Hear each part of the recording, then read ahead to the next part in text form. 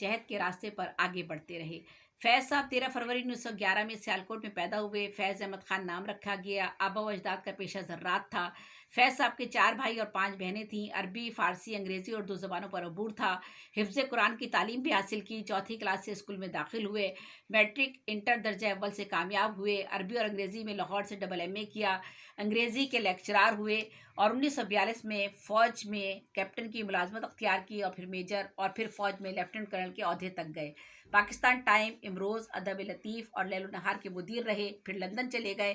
واپسی میں کراچی میں رہائش اختیار کی۔ برطانوی نژاد خاتون کلثوم ایلس سے شادی کی۔ 2 بیٹیاں سلیمہ اور منزہ پیدا ہوئیں۔ بے شمار اعزازات و انعامات اور ایوارڈ حاصل کیے۔ بہت سے اداروں، تنظیموں، ٹریڈ یونین اور فیڈریشنوں سے منسلک رہے۔ برطانیہ سے MBE اعزاز اور سوویت یونین سے لینن امن ایوارڈ ملا۔ لبنان، شام، عراق، مصر، الجزائر، سان فرانسسکو، جنیوا، انگلستان، روس، ہنگری، کینیڈا وغیرہ کی سیاحت پر گئے۔ 1951 میں راولپنڈی سازش کیس میں سیفٹی ایکٹ کے تحت گرفتار ہوئے۔ پھر دوسری بار بھی سیفٹی ایکٹ کے تحت ہی گرفتار ہوئے۔ 1959 میں رہا ہوئے۔ تقریباً ایام اسیری کے 8 سال سرگودا، منٹگمری اور حیدرآباد اور کراچی کی جیلوں میں گزارے۔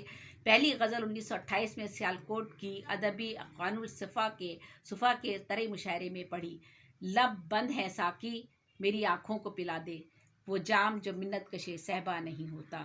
پہلی نظم لاہور کے رسالے راوی میں میرے معصوم قاتل کے عنوان سے شائع ہوئی۔ پہلا مجموعہ 1914 میں نقش فریادی کے نام سے شائع ہوا۔ 8 شعری مجموعے شائع ہوئے۔ نسخہ ہائے وفا کلیات کا نام ہے۔ نثر کی 11 تصانیف ہیں۔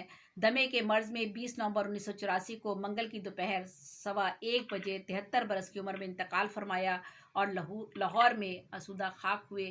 فیض نے سچ ہی کہا ہے، طالب ہے اگر ہم تو فقط حق کے طلبگار، طالب ہیں اگر ہم تو فقط حق کے طلبگار، باطل کے مقابل میں صداقت کے پرستار۔ تو یہ فیض صاحب کو چھوٹا سا ایک میں نے